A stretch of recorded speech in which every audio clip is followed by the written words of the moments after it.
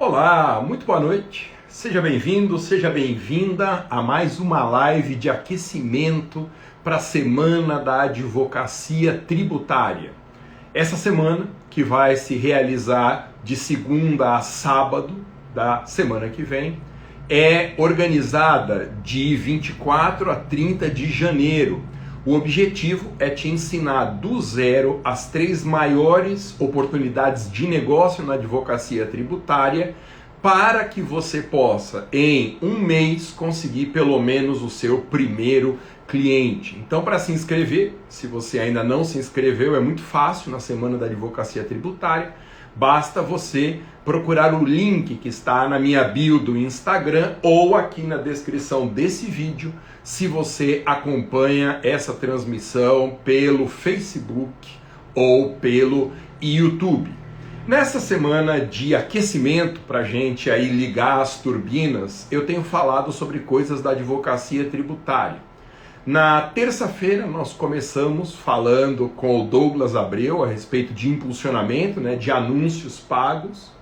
Aí na quarta-feira nós tivemos um papo com a Camila de Moraes, uma advogada que é aluna dos meus cursos de advocacia na escola e que tem conseguido uma captação muito poderosa pelas redes sociais. Ela veio contar um pouco da experiência. E hoje nós temos uma celebridade que vai falar sobre as vantagens da advocacia tributária. Ele deve estar chegando daqui a instantes, que é o professor Alessandro Spielborgs, um dos tributaristas mais renomados aqui do estado de São Paulo e que, com certeza, foi professor de muitos e muitos de vocês. Então, muitas pessoas se perguntam, antes mesmo dessa Semana da Advocacia Tributária, Masa, será que a advocacia tributária é para mim?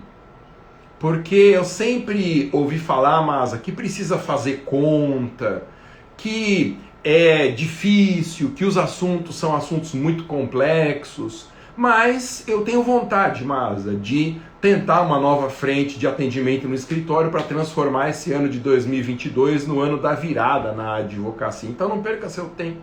Se inscreva gratuitamente no link que está na minha bio do Instagram ou na descrição desse vídeo, no YouTube ou no Facebook. Vou ver a solicitação aqui do professor Alessandro e... Deixa eu ver se tem aceitar pedidos de participação. Já chamei... Ó, o homem aí! Salve, Ale, tudo bem?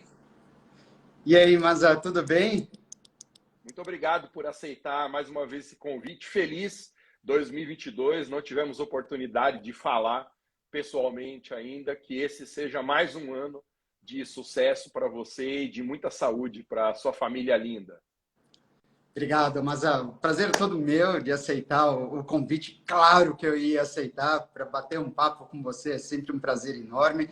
Desejo igualmente assim muito sucesso, grandes realizações, como de fato, ano após ano, você sempre realiza tudo o que você quer e muitas outras conquistas certamente virão.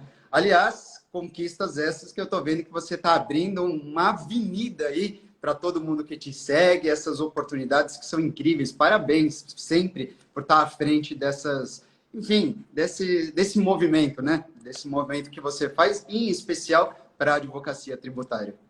Maravilha, Ale. Como que tá o triatlon? Conta para nós aqui. Não entendi? Como que tá o triatlon? Bom, o professor Alessandro, ele é um exímio corredor e até a última vez que nós falamos, ele tinha dado uma subida aí, uns 10 degraus acima para praticar triatlon. Você segue, né, Ale? Não, eu sigo, mas eu parei um pouquinho o triatlo, estou muito mais na corrida agora. Vou retornar para o triatlo, vou entregar aqui para você um desafio que eu estou querendo enfrentar agora, voltar, né? Na verdade, esse ano, eu quero partir um pouquinho mais para as corridas de aventura, e aí é um outro tipo de preparação, mas logo volta a natação, vai a bicicleta, e vamos ver o que aparece pela frente. Como que você fazia para treinar bicicleta e natação? Você tinha algum lugar específico assim? Natação, sim, né? Na verdade, no prédio, até então, onde eu morava, então tinha o espaço ali da natação, era uma piscina de 25 metros, que já era o suficiente para fazer o treino. Corrida, normalmente, pelo Parque Ibirapuera, e aí, como eu fazia as corridas mais longas nos finais de semana, então é bem mais tranquilo, na verdade, correr pela cidade de São Paulo, né? E aí eu ia cruzando bairro por bairro. Agora, bicicleta sempre foi a grande questão para mim. Todos os treinos de bike que eu fazia na USP, né? Mudaram várias regras na USP, porque teve acidente entre as próprias bicicletas mesmo e pedestres, não com carro, nada disso. Então começaram a restringir muito o horário de bicicleta, permitindo, na verdade, andar com a bicicleta. Não sei como está hoje, tá? Mas eu lembro que liberava a bicicleta a partir das 4h30 da manhã, acho que podia ficar com bike lá dentro mesmo, até em torno de umas 7 horas no máximo, porque aí depois lotava. Mas todos os treinos de bike que até então eu tinha feito na USP, ou então na Estrada Velha, a caminho de Santos. Sim. E aquele equipamento de andar de bicicleta em casa funcionou com você? Você nunca experimentou? Eu não cheguei a investir no rolo, né, de bicicleta. Isso. Né? Ergométrica não tem nada a ver com isso. O ideal se você for usar, por exemplo, em casa, o ideal é o rolo mesmo. Tem vários tipos de rolo, mas é bem legal. Dá até para virar quase que um videogame, né? Porque tem um programa onde você faz as grandes provas de bicicleta andando na tua bike mesmo, porque tem que acostumar o corpo, né? Tem que condicionar, inclusive na posição, que não é lá tão confortável assim. Eu tenho uma colega nossa aqui do prédio que é triatleta, que nem você, e ela tem esse equipamento e quando não dá para fazer fora, ela faz o treino indoor mesmo. Ô Ale, lembra uma coisa para mim, a corrida, qual que é a sequência do triatlon? É corrida, bike, natação, como que é? Não, não é fixo? Natação, bike e corrida. Natação 1.500 metros, certo? Ou não? Não, depende do tipo de prova que você vai fazer, mas tem de natação de 1.500. Você está falando do Ironman, por exemplo? Não, a média, assim, quanto que nada num triatlon? Distância? É isso. Na verdade, tem.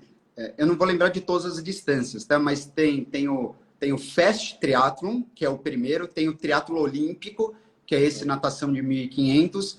Aí tem o meio Ironman, que é o 70.3, que são 2.400 metros de natação, salvo engano. E tem o Ironman, o Full, né? Que aí são 4.800 metros de natação. Deus, pai. E aí, nesse em que a natação é 1,5 km, corre 10K e a bike é de quanto? A bike... Putz, agora você me pegou aqui, eu não tenho certeza. Mas espera aí, mas acho que não são 10K correndo, não. Acho que é um pouquinho mais, não é? Eu acho que é uma meia maratona de corrida. Então, não é pouca e de coisa, bike, não. eu acho que de bike, 40 quilômetros, se eu não me engano. Eu tô para te fazer essa pergunta faz uns 4 meses. Poxa. Uma pessoa que está treinando bem, em quanto que ela faz os 1.500 da natação? Não vai falar que você não sabe. Os 1.500 da natação, em quanto tempo a pessoa faz? Treinando numa piscina, vai. Vai fazendo uma meia hora. Meia hora, né? Poxa, o primeiro treino da minha vida que eu fiz, parando 2 vezes, nadando 1.500, eu fiz em 41 minutos. Mas eu parei no meio 2 vezes. Olha lá. Quem sabe, hein? Um dia. Não, mas você já tá num bom ritmo de braçada, com toda certeza. Mas meia hora, claro, os atletas vão fazer muito mais rápido. Mas 1.500 metros, meia hora é um bom tempo. E sempre a natação é crawl. Não tem hipótese de ser peito, por exemplo. Na verdade, é um estilo livre, né? Você pode escolher o estilo que você bem entender. O problema a questão é que o crawl é a modalidade mais veloz, né? O peito, o clássico, é muito lento, né? Sem dúvida nenhuma. Mas é incrível. Lembrando que, na verdade, até para você não esquecer a sequência, vê, assim, a gente começa deitado e vai levantando. Porque muda completamente o ponto de gravidade. quando a gente faz um duatlon, por exemplo, isso só aproveitando aqui, coisa rápida, né? Claro. Quando você faz um duatlon, então que você faz a natação, por exemplo, e uma corrida, mexe muito, porque você está deitado, você está totalmente na horizontal, você sai do mar e já vai correr, já vem para vertical. Eu lembro, dividindo isso contigo, eu lembro da primeira vez que eu fiz uma prova como essa, que era 1.500 nadando, então era algo muito tranquilo, no mar, né? Só que é outro tipo de natação, bem diferente da piscina, 1.500 no mar, e eram 5 quilômetros correndo. E era uma época que eu estava muito bem, assim. Na hora que eu fui correr, eu achei que eu fosse morrer, não tinha ar. Corri 2 quilômetros arrastado, e aí, então, depois que eu fui, na verdade, pesquisar e conversar com o pessoal... Acertou a respiração. Acertei a respiração. Por quê? Exato, porque muda totalmente o ponto gravitacional. E aí, quando você ajusta a respiração, aí encaixa. Fechou. Depois dos 2 quilômetros, encaixou. Mas até lá, eu achei que não vou conseguir. Mas deu certo. Legal, cara. Eu vou na sua esteira aí, devagarzinho. Ale, eu te convidei, você gentilmente aceitou para a gente bater um papinho rápido, porque a semana que vem eu vou fazer a Semana da Advocacia Tributária. As inscrições estão abertas já, o link está na minha bio, e eu vou ensinar 3 das maiores oportunidades para começar do zero na advocacia tributária. Uma pergunta bem simples assim para você. Por que escolher a advocacia tributária e não uma outra área qualquer? O que tem a favor do nosso nicho? Pois na verdade, eu sou da opinião de que a gente tem que começar naquele espaço onde ninguém quer. E aí, quase que eu vou, na verdade, parafrasear o Walt Disney, e certamente você conhece essa frase do Walt Disney, quando ele diz assim, eu gosto do impossível porque lá a concorrência é menor. De fato, ninguém está disposto a fazer aquilo que é difícil, né? Ou pelo menos que tem uma pecha de difícil, que pelo menos tem essa tradição, essa fama de difícil. Ninguém quer, na verdade, mergulhar, se preparar bem para enfrentar um nicho que não é tão explorado quanto pensam que de fato é. Um bom advogado tributarista, bom mesmo, assim, ou seja, no sentido de que uma pessoa que se dedica aos estudos, tem disciplina, certamente tem um trânsito muito bom na advocacia tributária e é um lugar onde, talvez por conta da faculdade, nem tanta gente assim está disposto a frequentar. Mas, uma vez lá na advocacia tributária, no campo do direito tributário, certamente vão enxergar oportunidades inúmeras. Além das grandes oportunidades que sempre se fazem então presentes, as oportunidades são, de fato, inúmeras. Em especial, mas talvez você concorde comigo nesse sentido, há quantos anos, né, a gente ouve falar da necessidade de uma reforma tributária, reforma essa que, desde de fato... sempre. Exato, desde sempre. O que significa dizer que o nosso direito tributário está sempre sendo minimamente reformado, né? Ou seja, é um puxadinho aqui, um puxadinho ali. Isso. Ou seja, isso quer dizer que existem falhas inúmeras no direito tributário e é nessas falhas que o advogado tributarista entra resolvendo problemas dos contribuintes, ou seja, dos clientes. Entendi. Ale, o problema no tributário, você deve concordar comigo, exceção feita aos nossos casos, o meu e o seu, que são um pouco diferentes, mas desde a faculdade, o direito tributário é meio que colocado de escanteio, assim. Na minha faculdade, ele ficava bem no final do fechamento do curso, até eram 2 anos, mas era um negócio assim que não se dava muita atenção. Você fez uma excelente faculdade, você, se não me engano, me corrija se eu estiver errado, você estudou com a Nélida ou com a Valéria Furlan, é isso? Na verdade, elas são professoras da Faculdade de Direito de São Bernardo do Campo, mas o meu professor foi o Eurico Marco Diniz de Santi. Nossa, que é o coordenador da FGV, né? Conheço. Eu que tive é um cara, aula com ele também. Ele é ex-aluno da Faculdade de Direito de São Bernardo do Campo e eu tive a oportunidade de ser aluno dele e que foi fantástico, fantástico mesmo. Ele é incrível, ele é o braço direito e o esquerdo do Paulo de Barros, né? É um negócio realmente. Exatamente. Então, e você também teve esse privilégio, eu tive excelentes professores de tributário na faculdade, mas, de fato, se o primeiro contato com a matéria não é um contato muito simpático, a gente vem arrastando desde a graduação uma visão distorcida sobre o direito tributário. E é curioso porque nós dois, por muito tempo, fomos parceiros de cursos de segunda fase da OAB. Eu ainda tenho na minha escola, você continua fazendo nos seus cursos. E a gente via a carência que existe de conhecimento tributário. Então, não só essa reforma que você bem lembrou, tributária permanente, que está sempre por vir, como um cenário dentro da graduação de relegar o tributário como se fosse uma matéria menor, sei lá, uma parte do empresarial, relegar um cantinho lá, e isso paga um preço depois, né? É bem isso mesmo, assim. É curioso, você, logo no comecinho, eu tinha solicitado aqui a entrada, você estava fazendo esse comentário de que muitos, na verdade, não adentram ao direito tributário preocupado com cálculos, por exemplo, com Sim. contabilidade e tudo mais.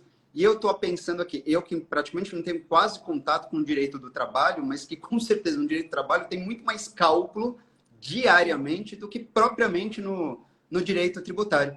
Então, para quem está no Previdenciário também, né? Sempre previdência, falo que não, tem muito cálculo. exatamente, exatamente.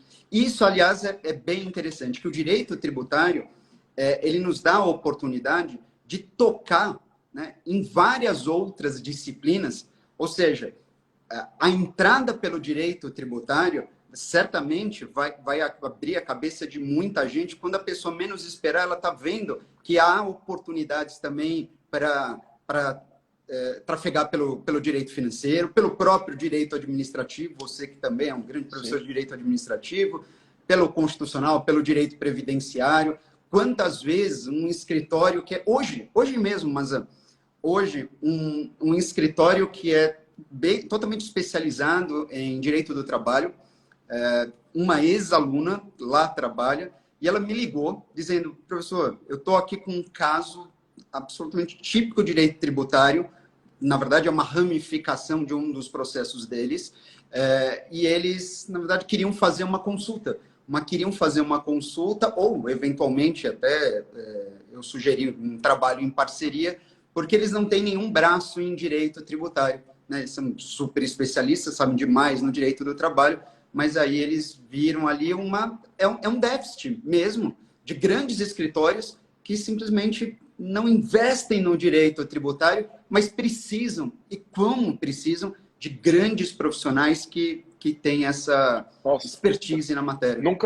eu nunca tinha prestado atenção nisso, mas você tem razão. Eu já recebi incontáveis convites para abrir o setor de tributário em determinado escritório especializado em outra área.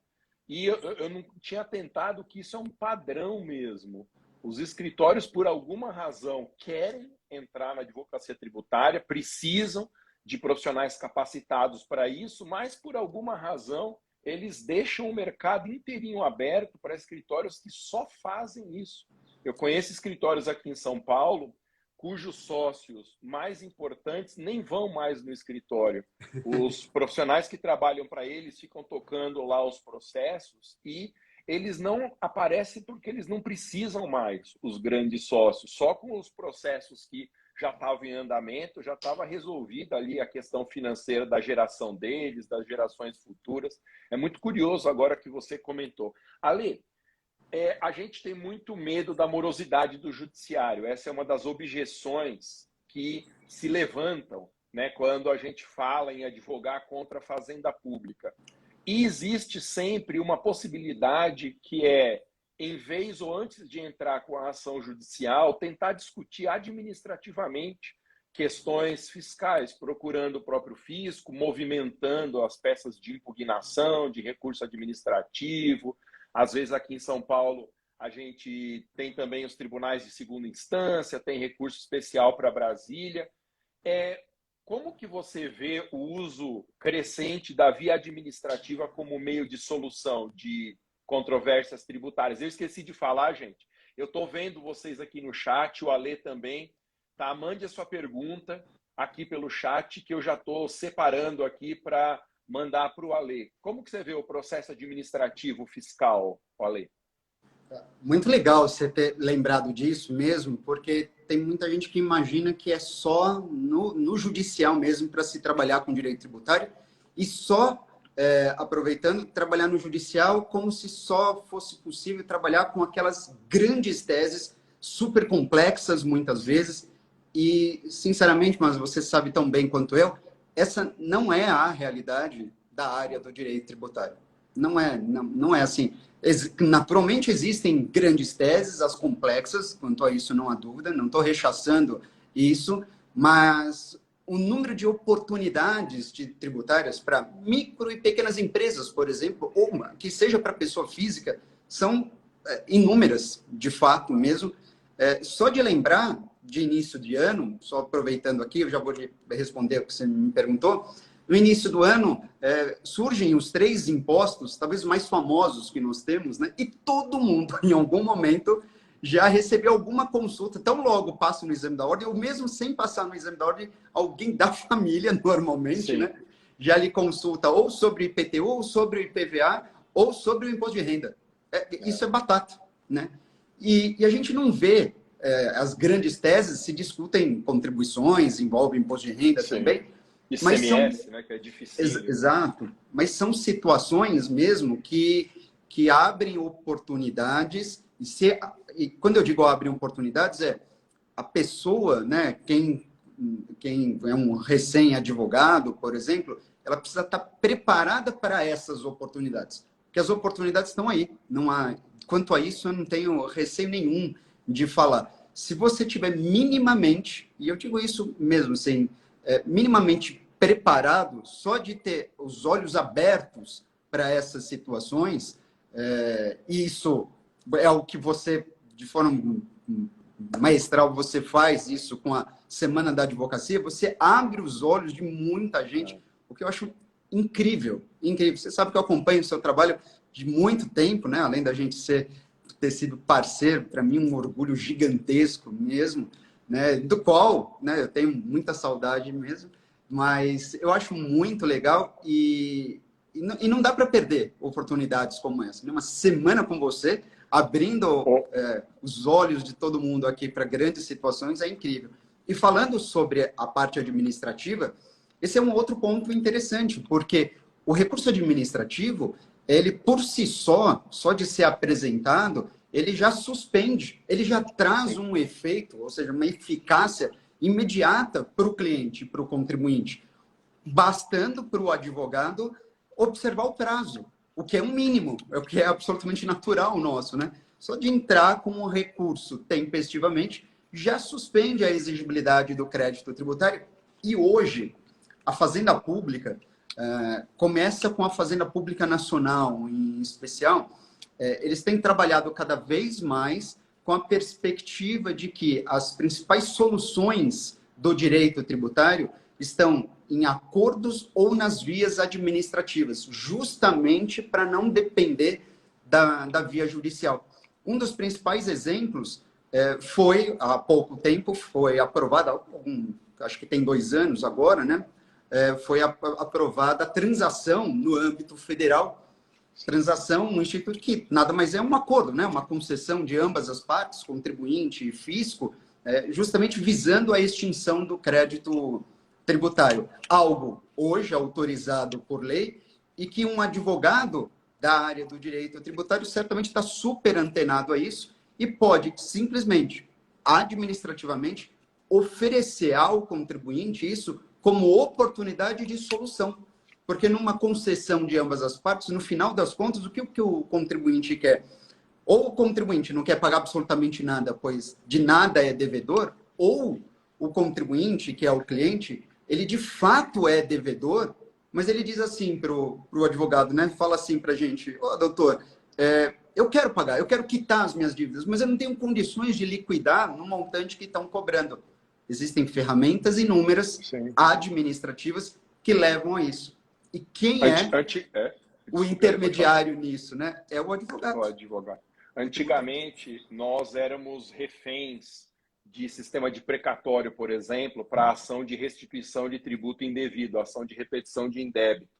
E hoje a experiência que a gente vive, tanto no município de São Paulo como no estado, é a possibilidade de você sentar com as autoridades fiscais e negociar um deságio no seu precatório para receber à vista. As entidades federativas, elas acordaram para isso, por uma mina de ouro, que é você chamar quem está na fila dos precatórios e, dependendo do valor e do tempo que falta para a pessoa levantar o que está previsto ali, o poder público paga, muitas vezes 10, 20, 30%, e acaba sendo um negocião para o poder público, porque ele manda para o espaço 70%, 60%, 50% da dívida, vai diminuindo a fila dos precatórios e o contribuinte, o cliente da gente, sai felicíssimo, porque ninguém quer ter um precatório milionário que não sabe quando vai receber, se tem a opção de receber metade, que seja 1/3 ou 2/3 de imediato. Então, a gente não tem mais aquele pesadelo dos precatórios como antigamente. Ale, tem aqui uma pergunta do Hulk. Já me especializei em tributário empresarial. Atualmente iniciei no curso de Ciências Contábeis. É de grande valia para o início na carreira da área tributária? O que você acha, Lê? Eu acho muito legal essa super titulação, na verdade, embora não imprescindível, né? Mas eu acho bem legal essa dupla formação, nesse caso tripla formação, porque ele já é especialista em direito tributário, se especializou em empresarial e agora começa a estudar ciências contábeis, ainda que, no meu modo de ver, não vejo necessidade de você ter uma graduação em ciências contábeis. Não mesmo, assim. Mas se puder, ajuda, né? Sem dúvida nenhuma, né? Mas existem cursos de contabilidade para advogados, por exemplo, que, claro, entregam para o advogado tributarista aquele mínimo para que você tenha condições de ler muitos documentos fiscais, especialmente relacionados à empresa. Fica mais fácil de dialogar, por exemplo, com o próprio contador, de enxergar onde que estão os principais problemas de uma empresa. Acho muito legal fazer isso. Certamente tornará aqui... eu esqueci só o nome do... O Hulk. Poderoso esse, né? Mas vai tornar, sem dúvida nenhuma, um profissional super interessante para o mercado, com certeza. Tem uma outra pergunta aqui, é a seguinte: a advocacia tributária é a mais rentável no ramo jurídico, Hulk? Essa é uma pergunta difícil de ser respondida, porque como que você faz a comparação? Então, existem advogados que têm 30 anos de mercado, gente que está iniciando, os dois podem estar na área tributária. Qual que é o parâmetro? O que existe de muito concreto é uma pesquisa que foi feita pelo portal Cato, que é o maior portal de empregabilidade do Brasil, e eles, entrevistando advogados em diversas fases diferentes da jornada profissional, eles identificaram que a área tributária é a segunda de maior remuneração média, tanto no início da carreira, como para quem já está mais avançado. A gente perde, veja só, para o direito constitucional, que é um nicho praticamente inexistente, né? Muito pequeno, ele faz muito sentido em Brasília, mas nas grandes capitais o nicho é muito pequeno, e a gente está na frente de ramos que são conhecidos como ramos de muita rentabilidade, como o empresarial, e até direito de família e sucessões, que sempre tem caso aparecendo no escritório. Para quem gosta, dá para viver desse subnicho. Tá? Então, é curioso, porque essa intuição que nós temos, que o tributário é de uma excelente remuneração, ela é confirmada por essa pesquisa. Então, muito bem lembrado aqui. É bom advogar em tributário, hein, Ale? O que você acha?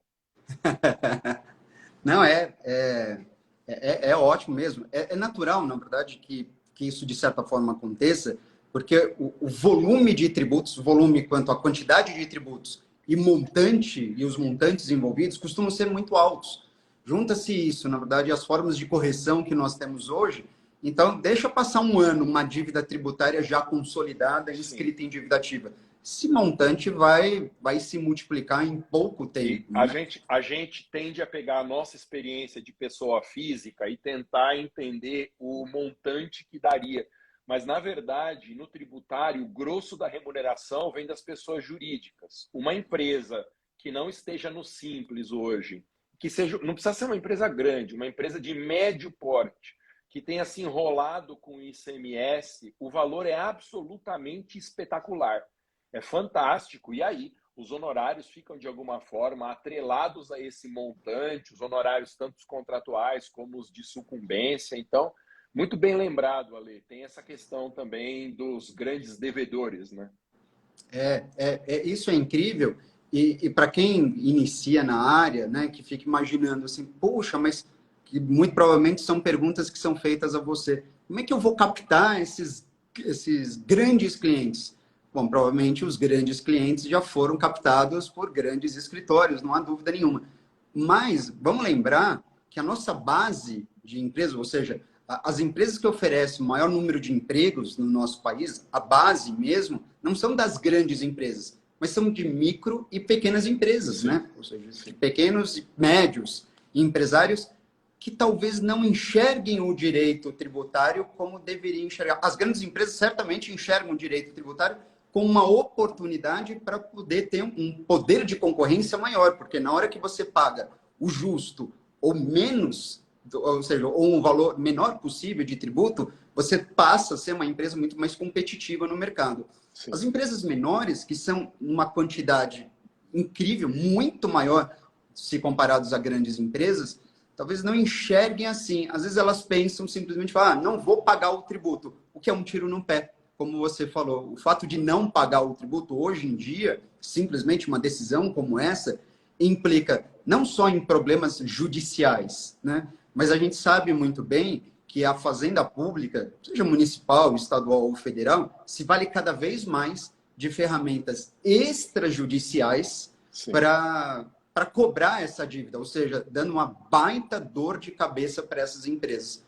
Um advogado bem preparado, ou pelo menos com causas que sejam alinhadas a essas empresas, seja de ISS, seja de ICMS, seja propriamente do imposto de renda, consegue ofertar para essas empresas oportunidades incríveis, dizendo, olha, só de ajustar, só de fazer um compliance, né? No final das contas, o compliance é isso, um ajustamento da empresa às regras tributárias. Só de fazer esse ajustamento, certamente ele vai estar estancando uma torneira onde está indo dinheiro mais do que deve para o fisco. O fisco agradece sempre, mas para a empresa isso é terrível.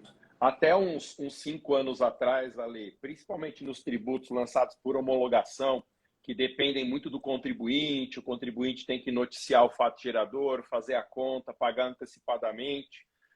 Você poderia correr o risco de deliberadamente não pagar o tributo e esperar passar o prazo de 5 anos para cobrança.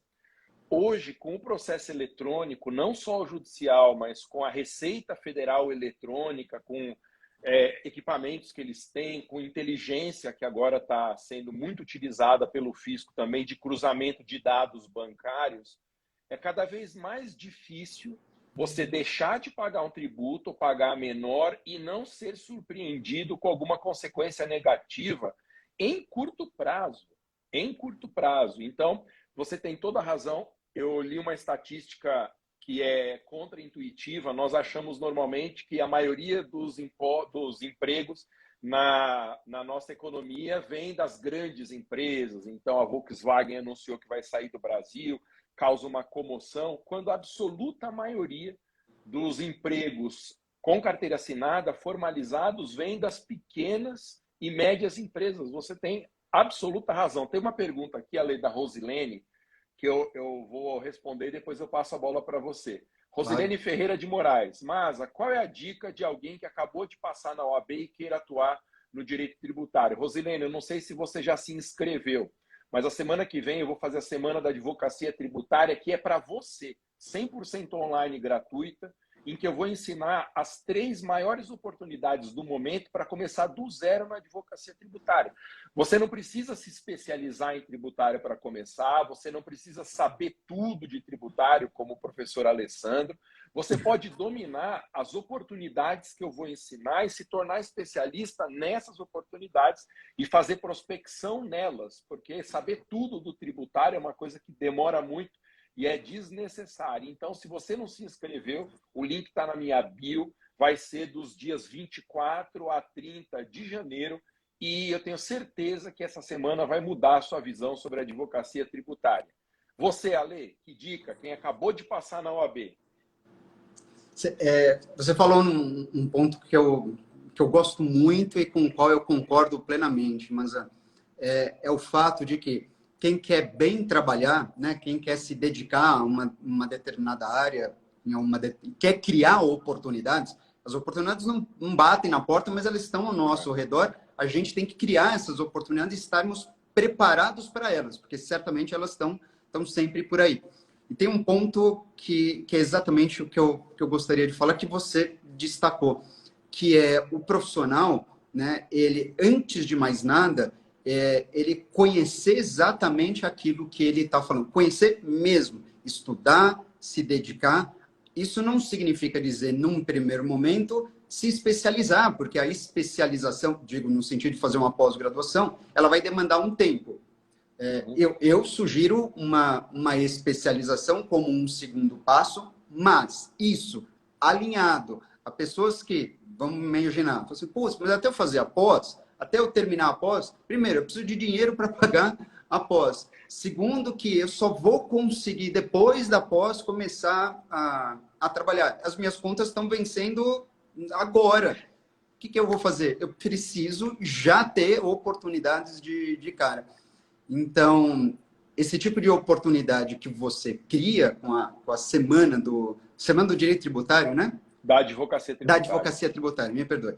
A Semana da Advocacia Tributária é sensacional sob esse ponto de vista. Porque, primeiro, que você escancara oportunidades, caminhos para as pessoas olharem e falar assim, putz, eu vou me dedicar a 1, 2, 3 caminhos. E esse é o primeiro grande passo, um passo que tem que ser dado de forma muito firme e honesta, como você sempre fez, e o profissional se sentir realmente confortável em poder dialogar com o cliente e falar assim, olha, de fato, existe uma oportunidade latente, né, e real nesse mundo.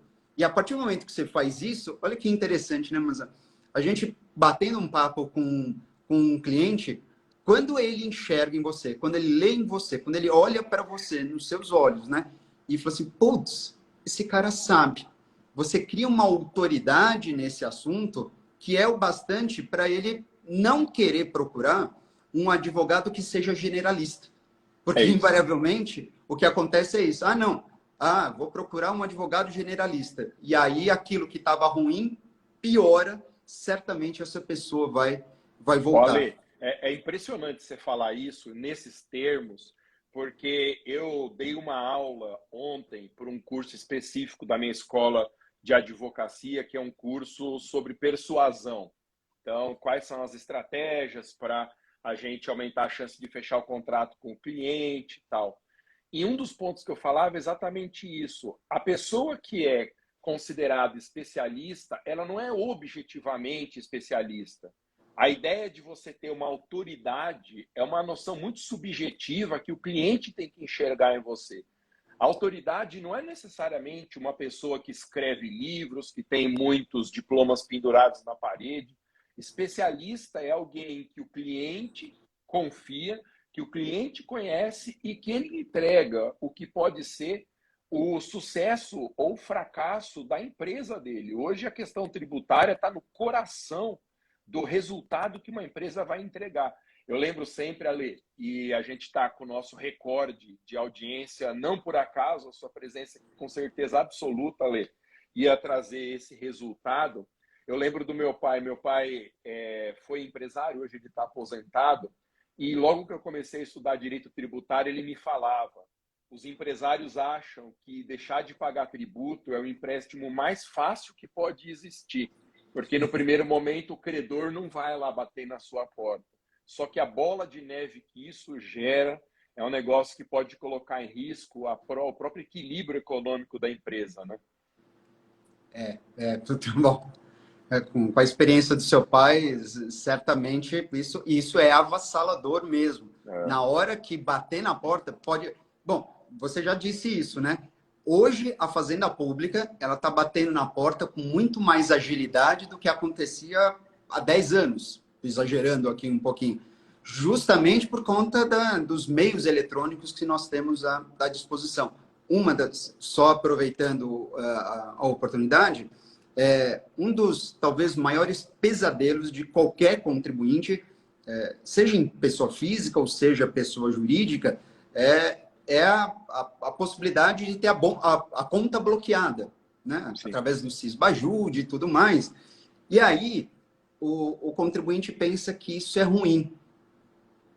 E aí um bom advogado tributário, só de conhecer alguns dos dispositivos do CTN, sabe que isso é ruim, mas pode ser muito, mas muito pior.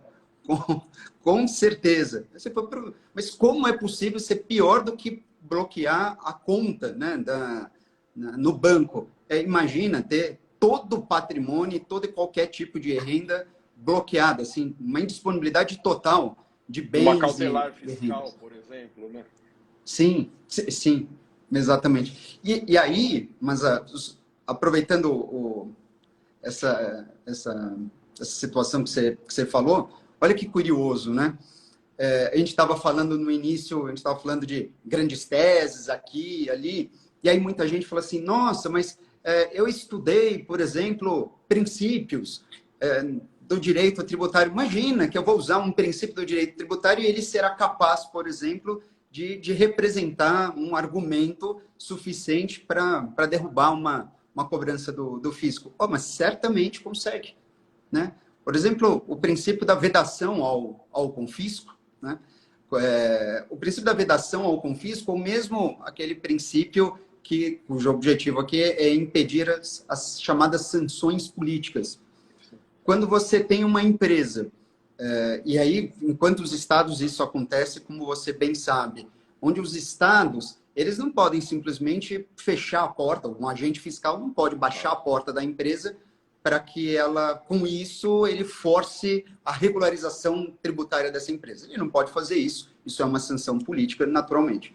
E aí, claro, a gente tem decisões do Supremo Tribunal Federal nesse sentido, e os estados começaram a buscar meios alternativos para não transparecer isso, mas que é a mesma, busca-se o mesmo resultado. Por exemplo, a criação de listas de bons pagadores e listas de maus pagadores.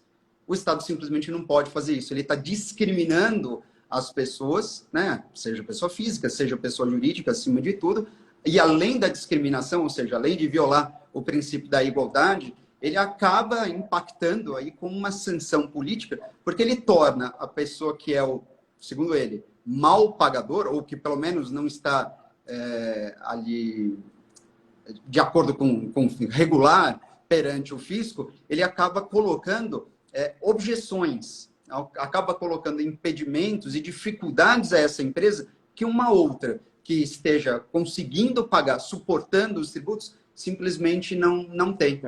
E no final das contas... A lista é muito grande, né, Lei, de sanções políticas. Tem Muito.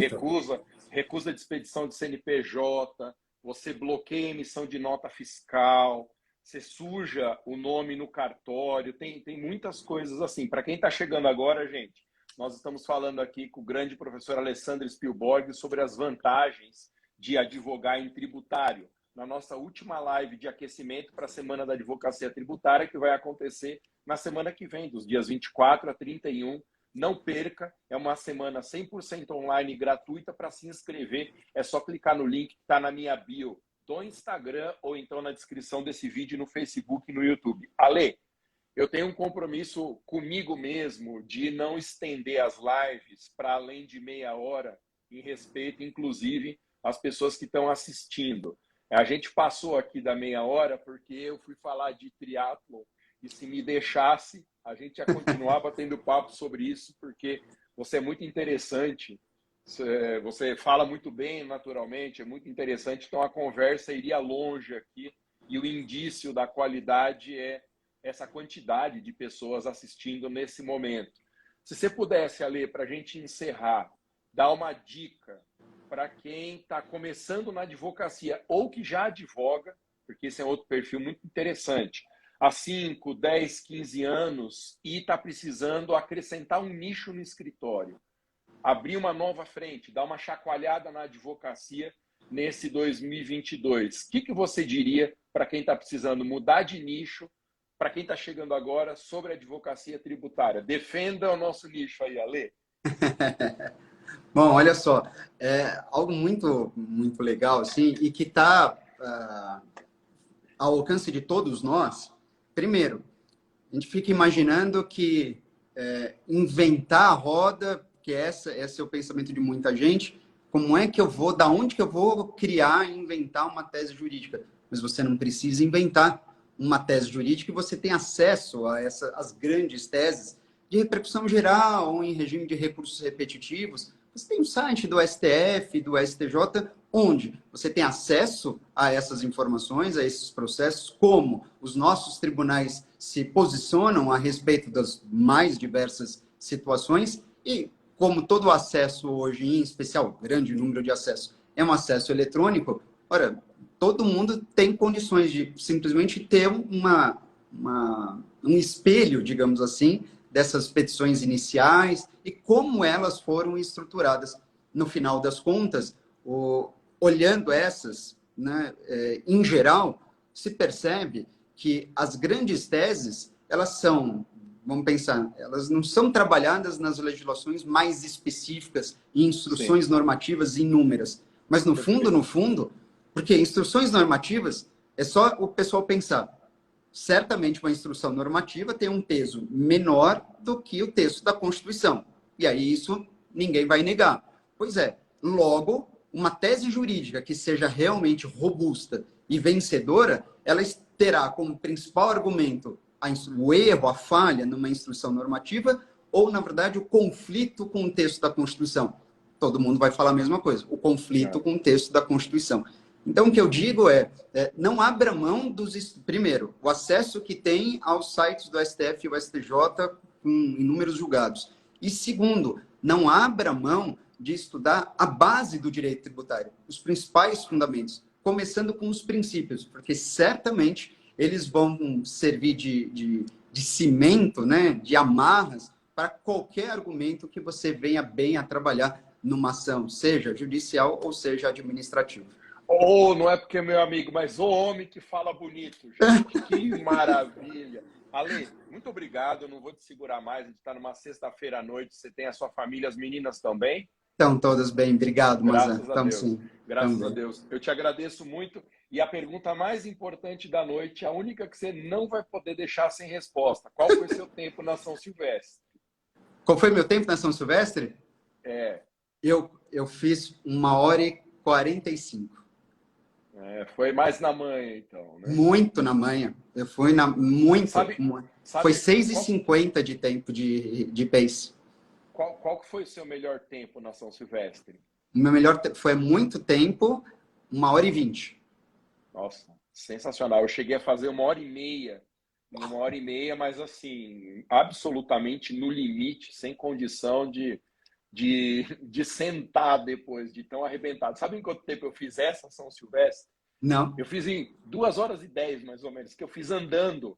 Eu não estava doendo muito meu joelho, cara. Eu falei, não vou perder essa prova de jeito nenhum. Então eu corri lá 3 quilômetros, só até meu joelho gritar, e depois eu fiz andando. Ale, muito obrigado. E eu convido uma vez mais quem ainda não se inscreveu para se inscrever na Semana da Advocacia Tributária. O link está na minha bio do Instagram. Ela vai começar segunda-feira agora, ou aqui na descrição desse vídeo do YouTube e do Face. Valeu, Ale. Beijo aí nas meninas. Nos vemos. Muito obrigado, hein? Sim, prazer foi meu, mas sempre e recomendo muito a sua Semana da Advocacia Tributária. Sucesso a todos. E a você também, naturalmente. Valeu, gente. Obrigado, Ale. Até a próxima. Até mais. Tchau, tchau.